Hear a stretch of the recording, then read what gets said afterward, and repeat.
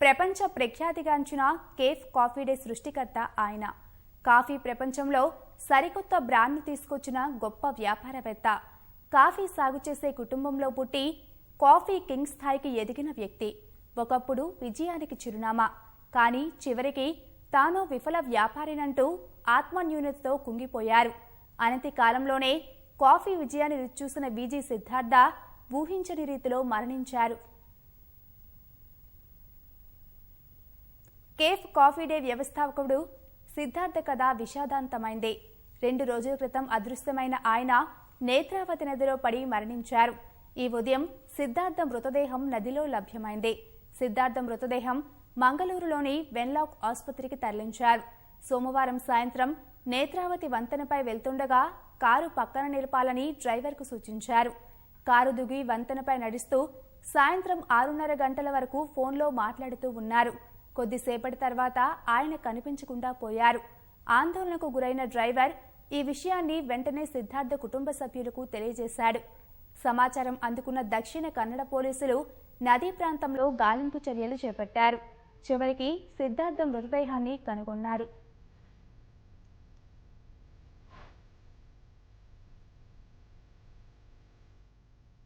(1984) Sivan securities సంస్థను కొనుగోలు చేసిన సిద్ధార్థ అనతి కాలంలోనే విజయవంతమైన పెట్టుబడి బ్యాంకింగ్గా తీర్చిదిద్దారు. అయితే సిద్ధార్థ కుటుంబానికి 12,000 ఎకరాలకు పైగా కాఫీ తోటలు ఉన్నాయి. ఆ తర్వాత అమాల్గమేటెడ్ బీన్ కాఫీ ట్రేడింగ్ కంపెనీ పేరుతో రిటైల్ వ్యాపారంలోకి ప్రవేశించారు. 1992లో ప్రారంభించిన ఈ సంస్థ కాఫీ గింజలను విదేశాలకు ఎగుమతి చేస్తుంది. 2 ఏళ్లలోనే దేశంలోనే అతిపెద్ద కాఫీ ఎగుమతిదారిగా ఈ కంపెనీ ఎదిగింది. అనంతరం 1996లో బెంగళూరులోని అత్యంత రద్దీ అయిన బ్రిగేడ్ రోడ్లో కేఫ్ కాఫీ డే పేరుతో తొలి రిటైల్ అవుట్లెట్ ప్రారంభించారు. అప్పట్లోనే ఇక్కడ ఒక కాఫీ గంట ఇంటర్నెట్కు ₹100 వసూలు చేసేవారు. ఈ అవుట్లెట్ విశేష ఆదరణ పొందింది. ఇతర ప్రాంతాలకు దీన్ని విస్తరించారు.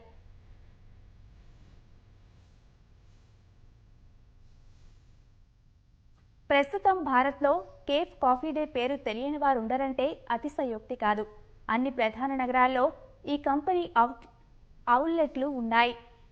దేశవ్యాప్తంగా 1,700 కేఫ్లు, 48,000 వెండింగ్ మిషన్లు ఉన్నాయి. వియన్నా, చెక్ రిపబ్లిక్, మలేషియా, నేపాల్, ఈజిప్ట్ లాంటి దేశాల్లోనూ కాఫీ డే శాఖలు ఉన్నాయి. అలాంటి తక్కువ కాలంలోనే కాఫీ డేకు మంచి గుర్తింపు లభించింది. కాఫీ కింగ్గా సిద్ధార్థ పేరు మార్మోగింది. కాఫీ డేతో పాటు హాస్పిటాలిటీ వ్యాపారాన్ని కూడా ప్రారంభించారు.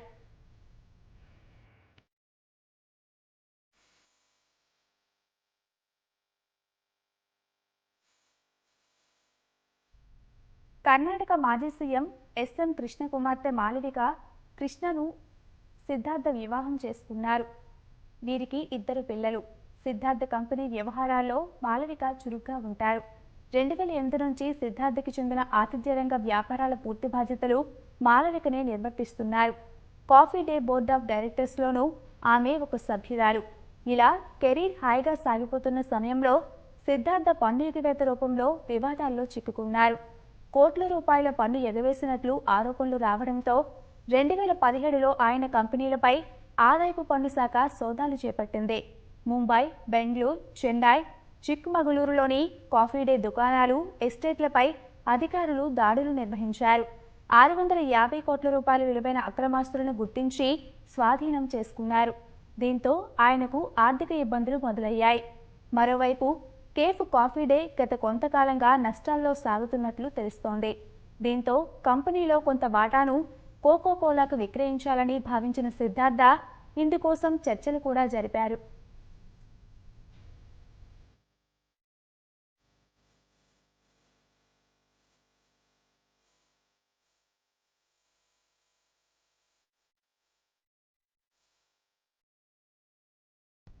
అదృశ్యమయ్యే ముందు కాఫీ డే సిబ్బంది బోర్డు డైరెక్టర్లను ఉద్దేశించి సిద్ధార్థ భావోద్వేగపూరిత లేఖ రాశారు. సంస్థలో జరిగిన ప్రతి ఆర్థిక లావాదేవీకి తనదే బాధ్యతన్న సిద్ధార్థ లాభాలు సృష్టించే వ్యాపార నమూనాను తయారు చేయలేకపోయినందుకు చింతిస్తున్నట్లు పేర్కొన్నారు. తాను విఫల వ్యాపారవేత్తనని, ఏదో ఒకరోజు అందరూ తనను అర్థం చేసుకుంటారని ఆకాంక్షించారు.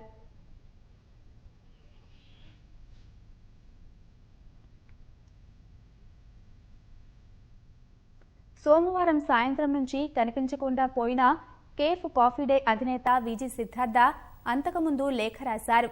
అందులో తన ఆర్థిక ఇబ్బందులను ప్రస్తావించారు.